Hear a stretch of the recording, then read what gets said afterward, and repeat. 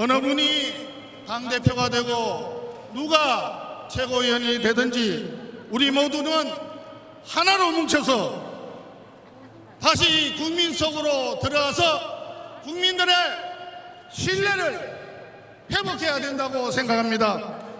국민의힘 최고위원 선거 당선자를 선포하겠습니다.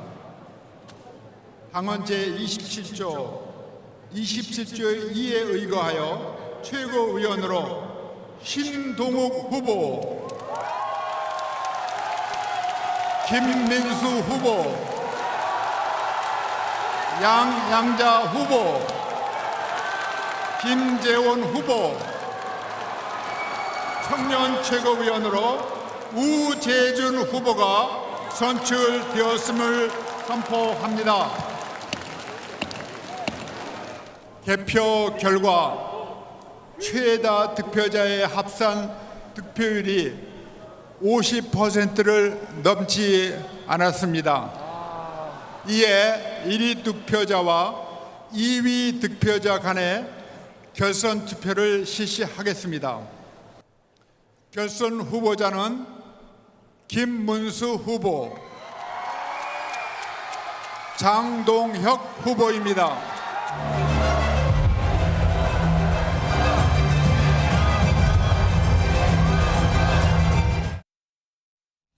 예, 이어서 정치권 소식 살펴보겠습니다. 최인호 더불어민주당 전 의원, 홍석준 국민의힘 전 의원과 함께합니다. 안녕하십니까? 안녕하세요. 예. 어제 있었던 국민의힘 전당대회 얘기부터 좀 해볼까요? 당대표 후보 중에서 과반 득표자가 나오지 않으면서 김문수, 장동혁 후보가 결국에는 결선을 치르게 됐습니다. 26일로 일단 넘어가게 됐어요. 김앤장이라는 표현이 나오더라고요. 두 후보가 결국에는 올라오게 됐는데 예상하셨습니까? 예, 어느 정도 예상했습니다. 특히 시간이 가면 갈수록 사실은 이제 두 사람이 올라갈 거다.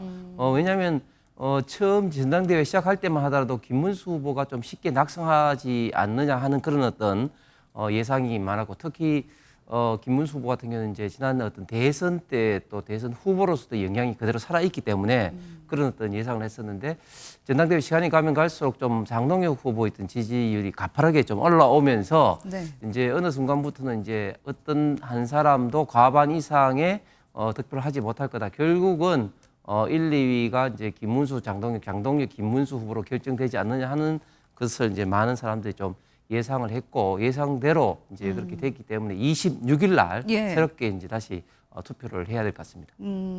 대선 때까지만 해도 거의 찬탄 반탄 구도로 흘러왔던 국민의힘의 이 구도가 지금은 이제 반탄 대 반탄의 대결이 돼버렸거든요. 어떻게 보셨습니까? 뭐 상당히 안타깝죠. 이 다시 국민의힘이 도로 친윤당으로 돌아가는 거 아니냐. 한동훈 전 대표가 출마를 했다면 양상은 좀 더 달라졌겠죠. 그러면 결선까지는 한동훈 전 대표가 올라갈 수 있었을 건데. 결선까지는. 어쨌든 예. 네. 근데 뭐 나중에 결과는 뭐 모르겠습니다만. 그런데 김문수, 장동혁 후보가 다 이제 탄핵에 반대했던 후보. 예. 또 시종일관 윤석열 전 대통령이나 김건희 씨에 대해서 사실상 옹호하는 듯한 이런 행보를 보여왔는데, 어찌됐든 이 반탄을 표방했던 두 후보가 결선까지 올라갔다. 이것은 우리나라 제1야당이 어떻게 해서 다시 이렇게 윤석열을 옹호하는 이런 강성 지지자층에 휘둘려서 계속 이런 모습을 보이고, 좀 뭔가 새롭게 개혁하고 좀 뭔가 보수도 좀 합리적으로 전체 국민들과 함께 호흡할 수 있는 이런 지도부로 가야 되는데, 자꾸 윤석열 전 대통령의 굴레에서 전혀 벗어나지 못하는, 또 이번 전당대회가 전환길에 의한 당 전당대회였다라고 할 정도로 전환길 씨에게 또 휘둘리는 참 이런 모습이 결국 끝까지 이제 가게 되었는데, 어쨌든 이제 한동훈 전 대표의 불출마로 인해서 탄핵에 찬성했던 합리적인 보수층의 대거 이탈, 이번에 그 작년의 전당대회보다도 훨씬 투표율이 낮다는 것 아니겠습니까? 예. 그 낮아졌던 대부분의 당원들이 아마 탄핵에 찬성했던 당원들이 아니냐, 또 지지자들이 아니냐, 이렇게 분석이 되기 때문에 이제 결국은 한동훈을 지지했던 또 탄핵에 찬성했던 이런 그 당원들이 계속 투표가 낮다면 좀 더 윤석열 전 대통령에 가깝고 좀 더 강성 거부 세력에 가까운 장동혁 후보에게 또 유리하게 되진 않을까 하는 막 그런 걱정 아닌 걱정도 해야 될 그런 사안이 아닌가 안타깝게 지켜보고 있습니다. 예. 어제 최고위원 선거도 있었잖아요. 최고위원 선거에서도 반탄 진영의 후보가 3대 2로 더 많이 선출됐습니다. 이렇게 국민의힘 전당대회에서 아직 당대표 최종은 남아있긴 합니다만 결국에는 반탄 후보가 될 테니까요. 반탄 후보들에게 당원들이 이렇게 많이 힘을 실어주는 이유는 어디에 있다고 보십니까? 저는 두 가지 이유가 이제 있다고 봅니다. 첫 번째는 일단은 탄핵 관련해서 물론 헌법재판소가 이제 탄핵 결정을 내렸습니다만은 사실은 아직까지도 우파 보수 진영 내에 이 탄핵이 맞느냐 하는 어떤 비판적인 여론이 상당히 있습니다. 왜냐하면 전 세계적으로 헌법상의 대통령 탄핵을 처음으로 도입한 나라가 미국이죠. 그런데 그 미국조차도 탄핵이 이제 3번 이루어졌습니다만 한 사람이 대통령도 탄핵이 되지 않았습니다. 앤드루 네. 존슨, 빌 클린턴 그리고 트럼프 대통령이 탄핵 소추가 이제 발의됐습니다만은 최종적으로 의결이 이루어지지 않았죠. 물론 닉스 같은 경우는 중간에 사퇴를 했습니다만은 이런 어떤 측면에서 왜 우파 보수 진영의 대통령들만 박근혜 대통령 이어서 또 윤석열 전 대통령까지 탄핵이 됐었어야 되느냐 이런 어떤 아쉬움과 여기에 대한 어떤 상당한 어떤 비판이 있고 또 두 번째는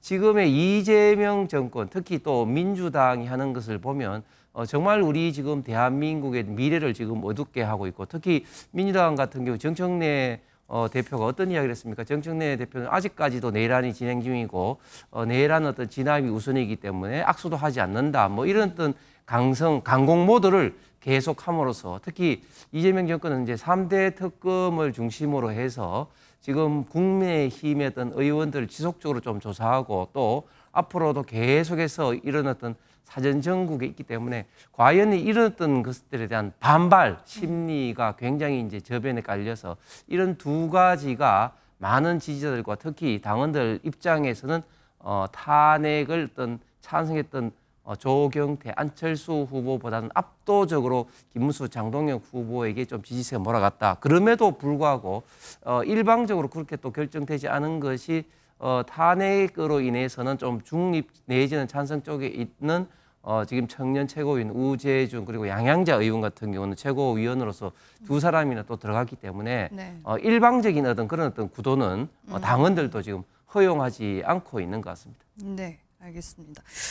김문수, 장동혁 후보 모두 반탄파이기는 합니다만 또 찬탄 진영과의 관계에 대해서는 또 생각이 조금씩은 다릅니다. 어떤 생각 갖고 있는지 한번 듣고 오실까요? 저는 9박 10일 동안 당사를 지키며 특검을 물리쳤습니다. 제가 선봉에 서겠습니다. 저 김문수는 전당대회 기간 내내 당전을 외쳤습니다. 이 당과 500만 당원 동지 여러분을 지켜내겠습니다. 국민의힘을 불러라고 할 것인지 내부 통계자를 정리하고 단일 대응으로 할 것인지 그 선택이 남아 있습니다. 여러분 미래를 선택해 주십시오. 혁신을 선택해 주십시오. 불러라 국민의 힘을 선택해 주십시오. 예, 이제 중요한 건 26일 결선 투표잖아요. 네. 김문수 후보는 일단 찬탄 진영에 대해서 좀 포용을 하겠다라는 입장인 것 같고 장동혁 후보는 거의 당을 나가라 하는 수준의 굉장히 강경한 입장을 고수하고 있습니다. 이 부분이 결선에는 어떤 영향을 미칠 거라고 보세요? 예, 그 두 가지 측면에서 좀 예상을 할 수 있겠습니다. 첫 번째는 일단 글자 그대로 두 후보의 말을 그대로 이제 믿는다면 아무래도 한동훈, 이준석도 품어야 된다 이렇게 이야기하고 있는 김문수 후보에게 좀 상대적으로 탄핵 찬성하고 있는 어떤 지지자들이 김문수 후보 쪽으로 갈 가능성이 있습니다. 그 반면에 또 또 장동혁 후보에게도 갈 가능성이 있는 게 왜냐하면 김문수 후보의 이런 좀 태도가 강성 지지층에게는 또 실망을 불러일으키기 때문에 네. 상대적인 어떤 강성 지지층들은 오히려 또 장동혁 후보 쪽으로 또 갈 수도 있다. 그렇기 때문에 과연 어느 세력이 조금 더 커지느냐에 따라 가지고 결선 투표에서 어떤 유리한 점이 결정될 것 같습니다. 네, 일각에서는요, 아예 이제 찬탄 진영의 사람들은 아유 이제 뭐 전당대회 더 볼 것도 없고 투표 안 하겠다 이렇게 생각할 수도 있다는 얘기가 있거든요. 뭐 그렇게 되면은 장동혁 후보가 소위 역전승의 가능성이 있겠죠. 그러나 장동혁 후보를 바라보는 찬탄파 당원들이 아니 처음에 작년에 전당대회 때는 한동훈 전 대표와 런닝메이트를 해서 그 덕에 수석 최고위원도 했고요. 예. 또 뭐 상당히 가까웠는데 갑자기 돌변해가지고 또 탄핵 반대쪽으로 돌아섰다가 이번에 그 김문수 대선 후보의 상황실장을 맡았다가 또 한참 되니까 후보 단일화 입장에 서서 또 김문수 후보에 등을 져서 소위 이제 좀 장동혁 후보는 상황에 따라서 배신을 너무 잘한다 하는 그런 이제 평가를 일부 받고 있는데 찬탄파 당원들이 아 저분은 이번 기회에는 좀 너무 괘씸하다 배신을 너무 자주 한다 막 이렇게 보고 투표해서 그래도 한동훈과 함께 포용하겠다는 김문수 후보에게 그래도 뭐 창학이니까 찍어주자 뭐 이런 분위기가 돌아서 대거 투표에 돌아선다면 네. 또 김문수 후보가 유리할 것 같고 그런데 이제 투표율이 얼마나 될지는 이제 내일 모레 상황을 지켜봐야 되는데 어쨌든 두 분 중에서 누가 되더라도 사실은 다 친윤을 표방하고 있기 때문에 또 한동훈 대표의 입장에서 보면 자신의 가장 최측근인 김건식 그 후보가 아깝게 또 낙선해 버렸습니다. 예, 최고위원회에서 그렇습니다. 떨어졌죠. 그러면 이번 전당대회에서 가장 큰 패배자는 어떻게 보면 한동훈 전 대표다라고 평가할 수도 있겠죠. 그래서 그러나 한동훈 전 대표가 막판에 그래도 뭐 김문수 후보가 낫지 않느냐라고 판단해서 좀 뒤에서 움직인다면 김문수 후보가 그 덕에 찬탄파 당원들의 투표율이 조금 더 상대적으로 올라가서 덕을 볼 가능성은 있겠다. 한동훈 전 그렇게 대표가 김문수 후보를 지지하는 발언을 할까요? 뭐 점심도 같이 먹는다는 거 아닙니까? 오늘 먹었다는 거 아닙니까? 아, 한동훈 전 대표가요? 아니 안철수 오늘 후보가 안철수 안철수. 그게 이제 간접적인 뭔가 또 메시지라 봐야 되고요. 그래서 모르겠습니다. 한 이틀 지켜봐야 되겠습니다만 네. 어쨌든 뭐 그래도 너무나 극우스러운 장동혁 또 배신자 프레임 또 다른 배신자 프레임에 있는 그 장동혁 후보보다는 그나마 뭐 안고 가겠다는 김문수 후보가 낫다라고 판단해서 탄핵에 찬성했던 당원들이 다시 투표에 참여한다면 김문수 후보가 될 것이고 뭐 두 분 다 똑같다. 네. 아이고 막 투표 안 할란다. 만약에 아이고, 이런 식으로 이제 예. 돼서 투표율이 낮아진다면 장동혁 후보가 좀 유리해 보이는 막 이런 형국으로 봐집니다. 예. 그렇죠. 오늘 김문수 후보가 안철수 후보와 오찬 회동을 했습니다. 관련 영상이 있는데요. 함께 먼저 보고 오시겠습니다. 어서 오세요.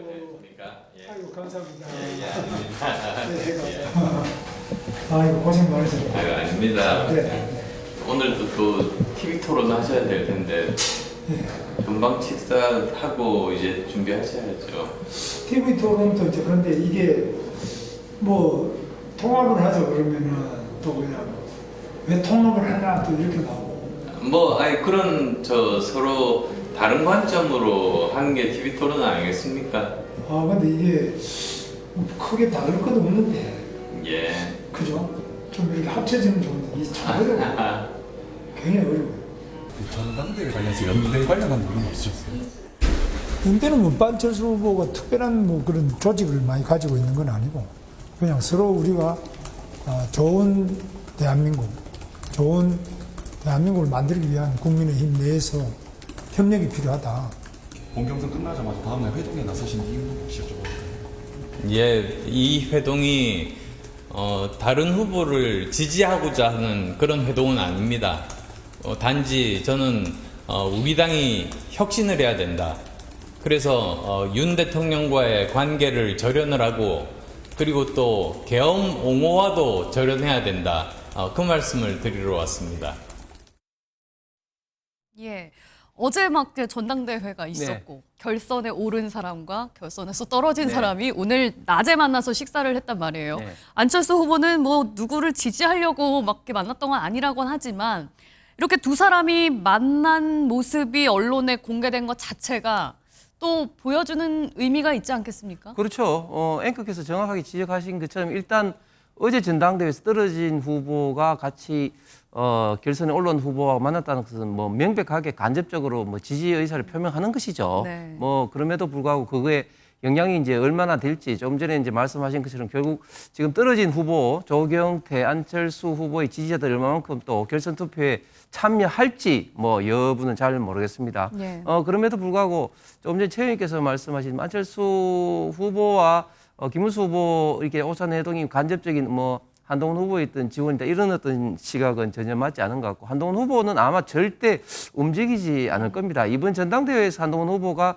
거의 뭐 명백하게 좀 움직이지 않았죠. 그런데 여기에 대해서 여러 가지 해석이 있습니다만은 제가 생각할 때는 이번에는 한동훈 후보가 설사 지원 사격을 하더라도 움직인다 하더라도 그런 어떤 영향력이 극히 미미하다. 그렇게 되면 명시적으로 이렇게 움직이다 보면 오히려 한동훈 후보 본인의 어떤 정치적인 어떤 그런 어떤 이미지만 좀 타격을 받을 거기 때문에 아예 움직이지 않았다. 뭐 이렇게 해석하는 것이 좀 맞을 것 같습니다. 예.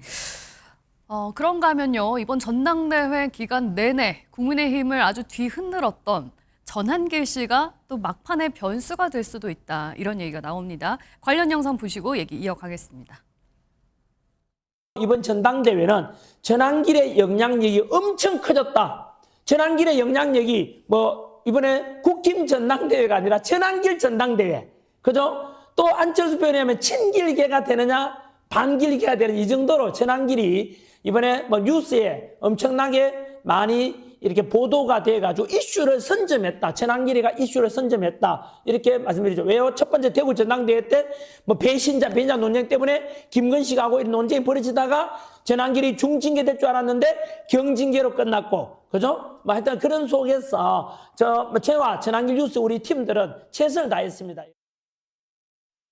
예, 지금까지의 분위기로 봐서는 얘기 나눈 걸로 봐서는 찬탄계 표심도 좀 흡수를 하고 안철수 의원도 오늘 만나고 이런 김문수 후보에게 이제 결선에서 좀 더 유리해지지 않겠느냐 하지만 장동혁 후보에게는 전한길 씨가 있잖아요. 전한길 씨를 등에 업고 지금 계속 오르는 추세였기 때문에 이 추세 무시할 수 없다. 열어봐야 된다. 이런 분위기도 있어요. 예, 무시할 수 없다는 것은 맞습니다. 특히 이제 장동혁 후보는 거의 뭐 전한길 후보의 전폭적인 지지, 또 강성 지지자층의 지지를 등에 업고 처음에는 거의 뭐 미미한 정도의 지지율밖에 없다가 급상승했거든요, 지지율이.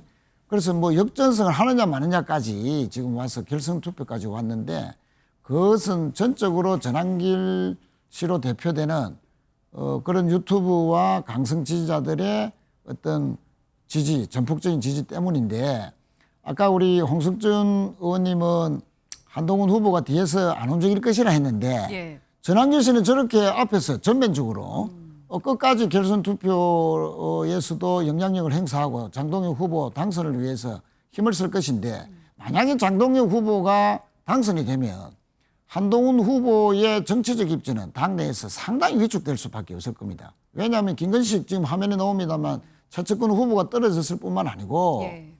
지금 장동혁 후보는 공공연하게 내부 총질을 하는 사람은 정리하겠다고 했습니다. 그 내부 총질을 한 대상자 중에는 뭐 이번에 출마했던 조경태 후보뿐만 아니고 크게 보면 한동훈 후보도 겨냥한 말이거든요.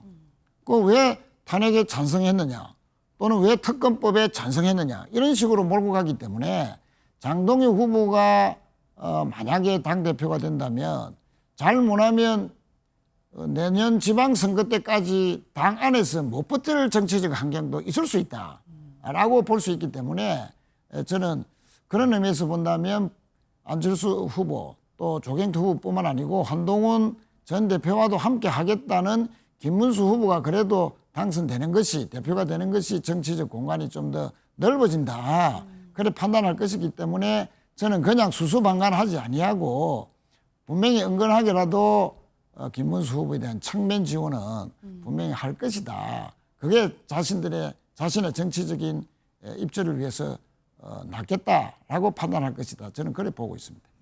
그러니까 한동훈 전 대표가 본인의 입지를 위해서라도 이제 결선에서는 김문수 후보를 지원할 수밖에 없을 거다라는 말씀이시고요.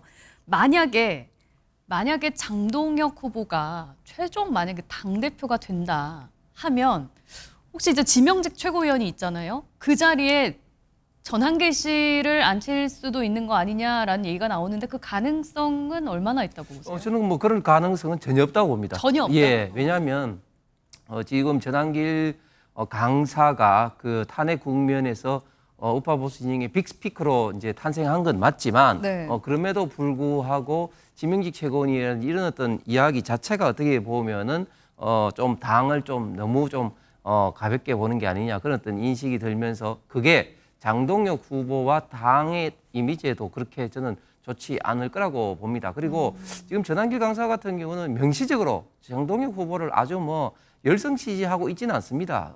그래요? 좀 우호적인 그런 감정은 있지만 지금 뭐 79% 지지한다 뭐 이런.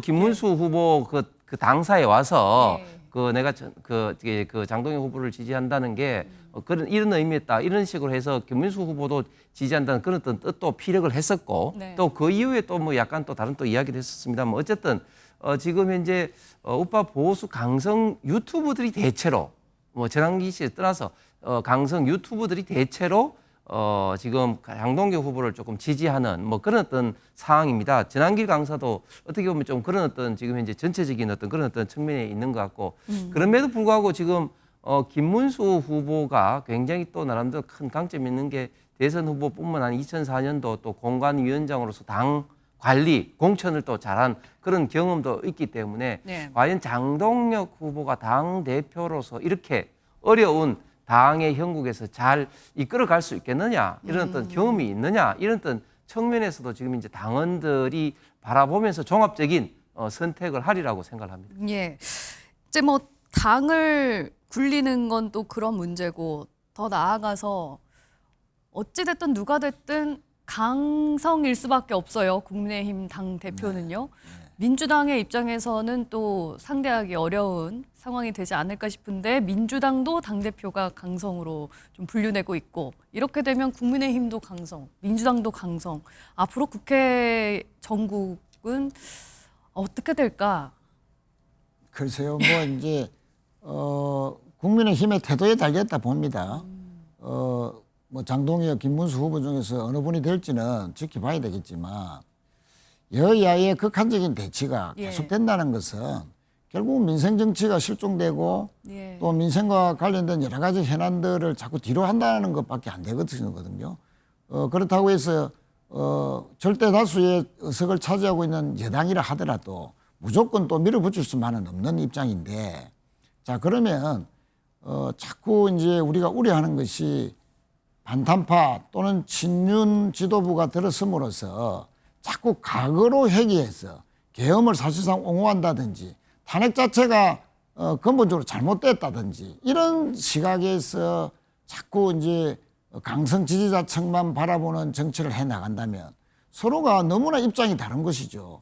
그러다 보면 이 정치의 실종이 올 수밖에 없고 여당에서 뭔가 협치를 하려고 해도 야당이 너무나 거구스러운 이런 지지자들에게만 어필하는 이런 이제 당 지도부의 운영을 이렇게 계속 지켜보면서 뭔가 타협할 수 있는 지점 자체가 없다. 마주 앉아서 네. 정상적인 정치, 민생을 논할 수 있는 그런 환경조차도 야당에서 만들어지지 않는다라고 했을 때는 또 뭐 여당은 여당대로 또 강성으로 나아갈 수밖에 없는 네. 이런 상황인데 그래서 지금 뭐 정청래 당대표의 강한 발언만 이렇게 지적할 것이 아니고 야당은 야당대로 본인들이 국민들의 상식에 맞는 정치를 해나가면서 협치를 할 수 있는 가장 기본적인 조건과 태세를 좀 먼저 갖추는 것이 급선무가 아닌가. 예. 그래야만이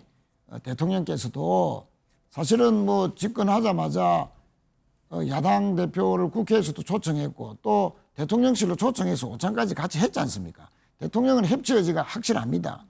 또 야당과 전체 국정을 동반자로서 생각하고 같이 풀려는 의지가 맞기 때문에 여당도 그런 뜻에 대통령의 뜻을 받들 것이기 때문에 저는 그런 측면에서 보더라도 야당의 앞으로 새로운 지도부가 좀 더 열린 자세, 국민들 상식이 맞는 정치 협치의 자세를 보인다면 얼마든지 협치와 정치의 복원은 가능할 것이다. 저는 그렇게 보고 있습니다. 예. 저는 좀 반대되는 생각인데 왜냐하면 여야 협치는 야당보다는 이제 여당이 먼저 좀 주도권을 잡고 있는 것이고 특히 지금 현재 민주당은 절대 의석을 갖고 있는 거 아니겠습니까? 그럼에도 불구하고 협치의 노력은 1도 지금 안 보이고 있습니다.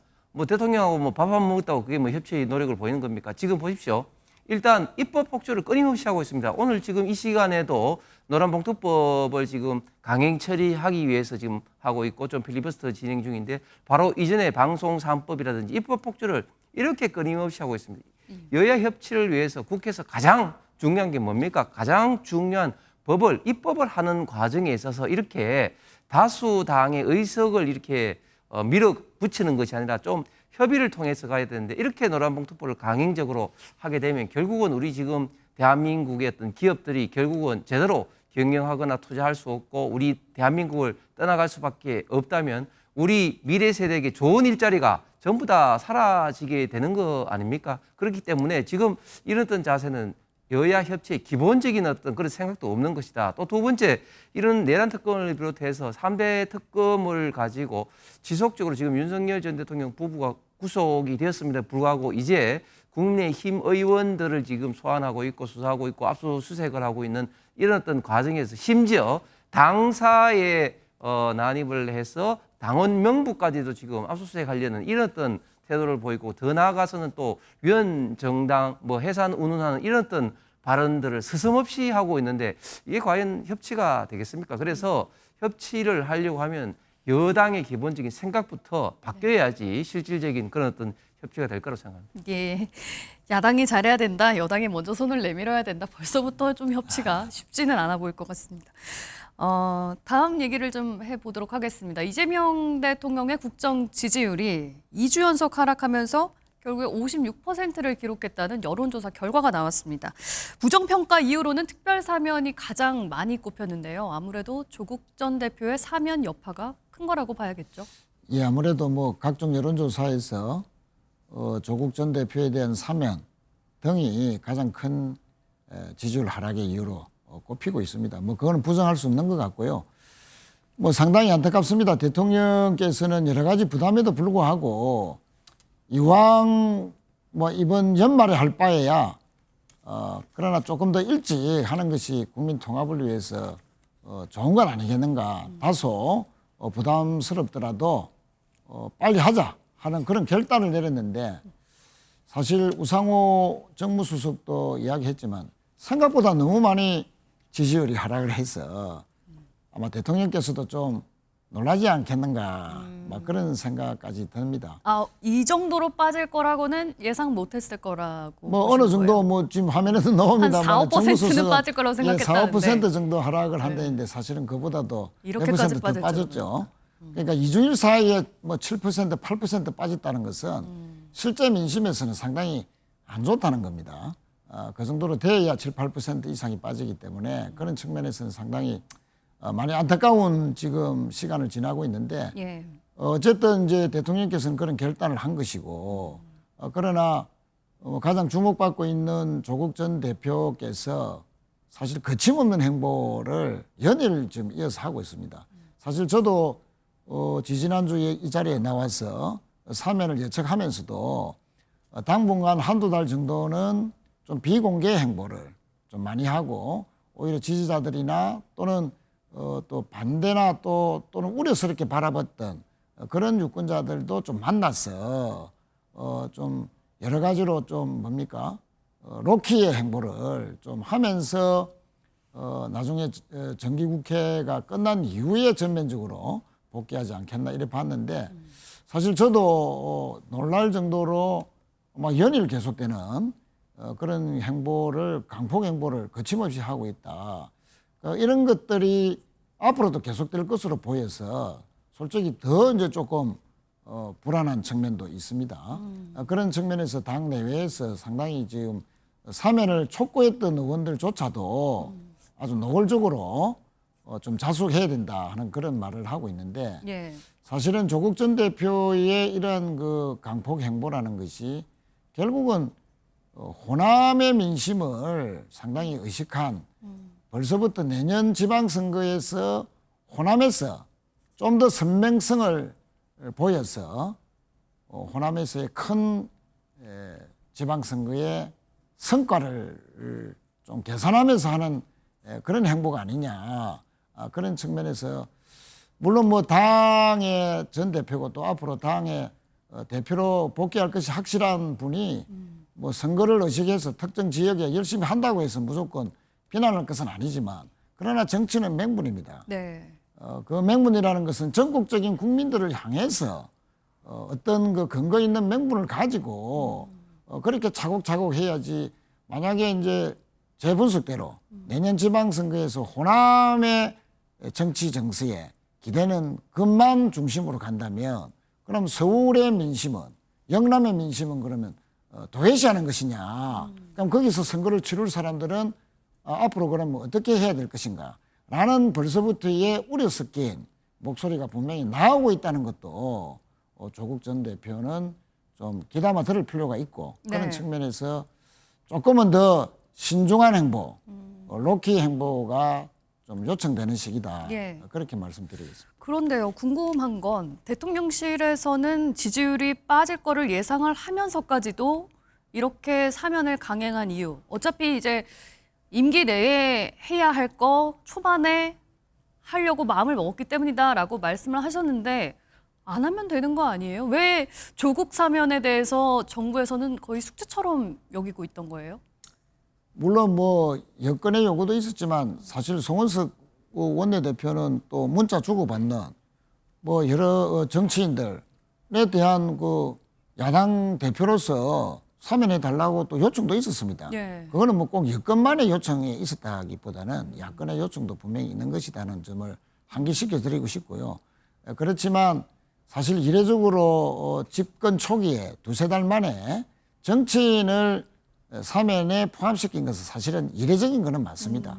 그런데 대통령께서 아까도 잠깐 말씀드렸지만 연말에 할 수밖에 없다면 한 몇 개월을 당겨서 하는 것이 오히려 정권 초반에 뭐 조금 부담스럽다 하더라도 국민 통합을 위한 좋은 측면이 있지 않겠는가 봤는데 그러나 또 곱지 않은 시선이 분명히 예상되기는 했습니다.